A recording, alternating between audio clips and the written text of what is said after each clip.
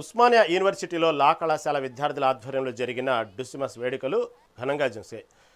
ఠాగూర్ ఆడిటోరియంలో జరిగిన ఈ ముగింపు కార్యక్రమానికి మాజీ మంత్రి హరీష్ రావు ముఖ్య అతిథిగా హాజరయ్యారు. ఈ సందర్భంగా న్యాయ విద్యార్థులు పేదల పక్షాన్ని నిలబడి వారి గొంతుకు కావాలని పిలుపునిచ్చారు. ఇటీవల ప్రభుత్వం తీసుకొచ్చిన బిల్లును స్వేచ్ఛను అడ్డుకునేలా ఉన్నాయని విమర్శించారు. చట్టాలన్నీ రాజ్యాంగానికి లోబడి ఉండాలని స్పష్టం చేశారు. తెలంగాణ త్యాగాలను స్మరించుకుంటూ మహిళలు కూడా పెద్ద ఎత్తున రాజకీయాలకు రావాలని ఆకాంక్షించారు. మరి మీరు లా స్టూడెంట్స్గా ఈరోజు బయటకు రాబోతా ఉన్నారు.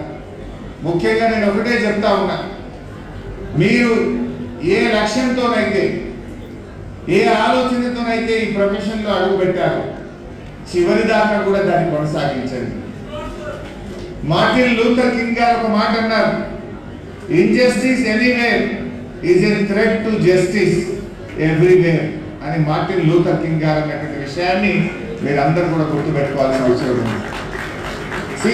జాబ్ కావాలంటే ఈజీగా ఏదో ఒక జాబ్, ఐటీ జాబ్ కొట్టేయచ్చు. ముఖ్యంగా ప్రొఫెషన్లో చాలా కిక్ ఉంటుంది, ప్రొఫెషన్లో సాటిస్ఫాక్షన్ ఉంటుంది. It may be a doctor or a lawyer or a teacher or a professor. ఇక్కడ this is a profession. Profession ఎన్నుకున్నామంటేనే మీలో ఒక పట్టుదల ఉండాలి. ప్రొఫెషన్లో ఎప్పుడు సక్సెస్ అవుతారు?